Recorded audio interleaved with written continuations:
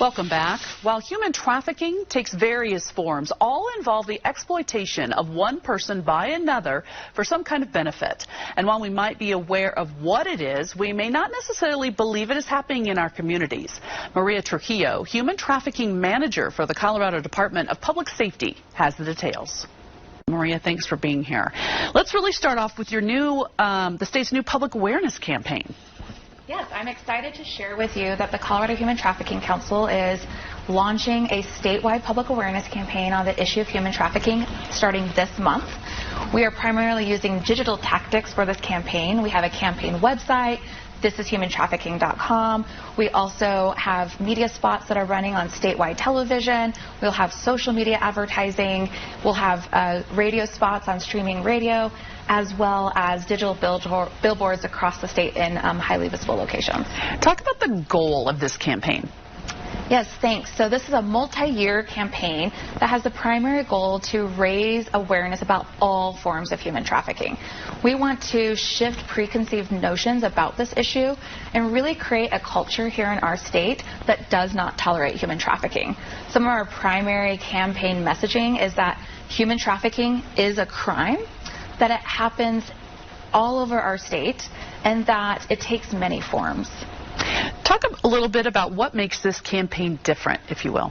Yeah, one of the distinct features of our campaign is that it was informed by the experience and expertise of those individuals with lived experience with human trafficking. We thought it was so critically important that at every phase of this project that we consulted with subject matter experts.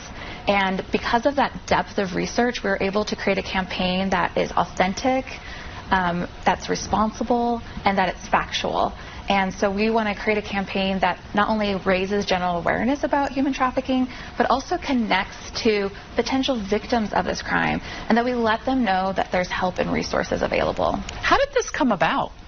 Well, this campaign was developed out of 3 years of formative community research, which included in-person interviews, group discussions, and online surveys with stakeholders and survivors across the state.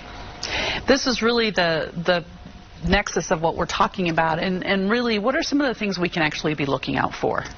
Yeah, so one thing that's very important to understand about human trafficking victims and their traffickers is that they come from all races, all ethnicities, all genders, and all socioeconomic backgrounds. There's no one specific victim or trafficker. And that one of the things that, the overarching thing that we see is that victims have a vulnerability that's being exploited and manipulated by a trafficker. And those vulnerabilities could be poverty, housing instability, living in an unstable living situation, a lack of social support through family and friends, or just a real desire to have a good job and be able to provide for their families. And so those vulnerabilities are what's exploited by the traffickers. And this is a big question. I know we only have so much time, but what can people do? Well, we want people to learn more about human trafficking by visiting our campaign website, thisishumantrafficking.com. And we want also people to know that there is a Colorado human trafficking hotline. So they could call 24 hours a day, 7 days a week. They could call anonymously. And we want people to know that if they suspect human trafficking, if they think that they might be in a trafficking situation, or if they just have a gut feeling, to call the hotline number 866-455-5075. Maria, I told you when I first saw your title, I didn't know whether I was happy or sad that it existed, you know, in our state government here. But then talking to you, not only do we have it, but you communicate across state lines to other governments throughout our country. Can you touch on a little bit about that and what makes then what your message is so effective? Yeah, what's so great as I came into this role, I first was like, I'm sure there's other people that are maybe doing this work in other state agencies across the country, and they are. And so this role is becoming more of a promising practice on how to address human trafficking at the state level.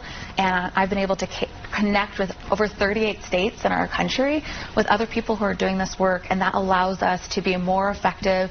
We're able to problem solve together, brainstorm together, and share our resources across the country, because human trafficking doesn't stay within one state border. It's affecting everyone in our country. Well, again, it's one of those things where wouldn't it be wonderful if you didn't have a job one day because the problem stopped existing, right? I mean, that is the goal ultimately. But the communication that you have among the states, I can't think but that everything you're doing here with the campaign and what our viewers have been seeing, to know that that message is going out, not just within our state, but of course across this nation, hopefully. So thank you so much, Maria, for being with us. We truly appreciate that and your wonderful work that you are doing with this campaign. Learn what to look for by visiting their website. This is humantrafficking.com. And if you suspect it's happening to you or someone you know or have seen, get help anonymously 24 hours a day. Call 866-455-5075 or send a text to 720-999-9724. This was a